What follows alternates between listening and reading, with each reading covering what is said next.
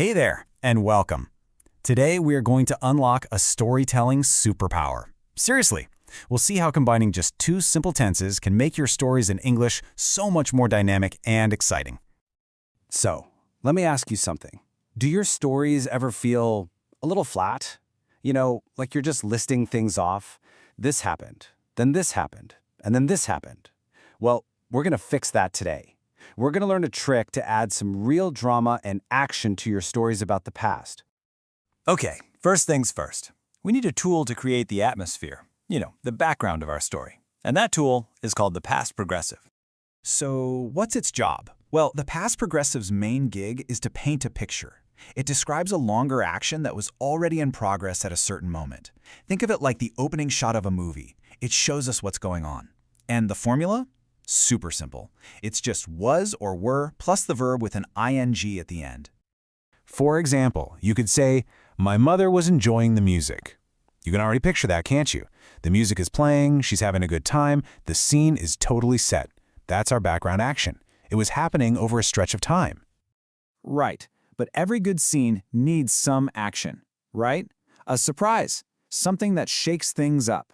So let's bring in our second tool and see how we can build on that. Everybody, meet the past simple. Now the past simple has a totally different job. This is for the short, completed action. It's the thing that happens, bam, right in the middle of that long background action we were just talking about. It's the interruption, the main event, that really gets our attention. So, let's go back to our scene. My mother was enjoying the music, and then what happened? Somebody shouted. See? Short, quick, it's over. The shout started and ended, and it just completely interrupted that calm, musical scene. Okay, now this is where the magic really happens. We're not going to tell two separate, kind of boring stories. No way. We're going to combine these two tools into one awesome, powerful sentence. Let's try another example. Picture this. You're at the movies. The long background action is, when I was watching the movie, you can almost feel the time passing, can't you? The movie was already playing and you were in the middle of it. Now think about it like a timeline. That long, ongoing action you were watching and watching and watching, and then wham! Something suddenly happens right in the middle. That's our interruption. That short, sudden event, a child started to cry. And when you put it all together, you get this. When I was watching the movie, a child started to cry. See, it's one sentence, but it uses two tenses to tell a whole mini-story with action and reaction. It's so much better than just listing events. All right, you've seen how it works. Now it's time to put your new superpower to the test.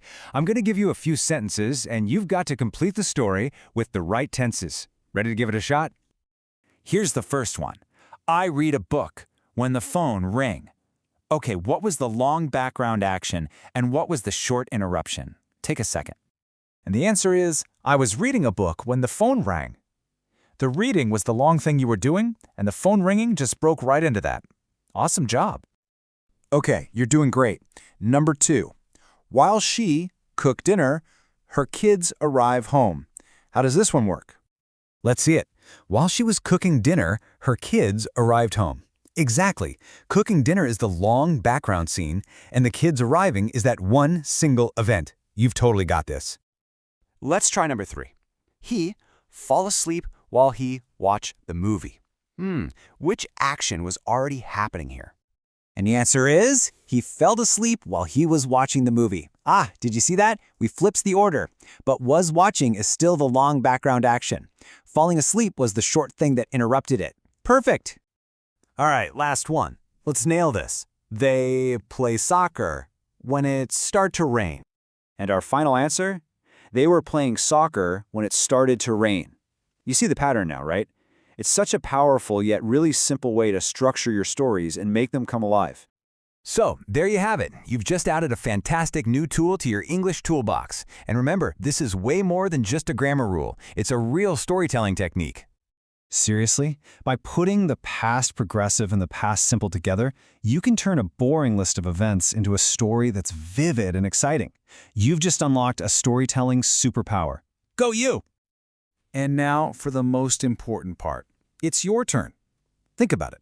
What's the last interesting thing that happened to you? What were you doing when something totally unexpected happened? Go out there and use this. So, what story will you tell next?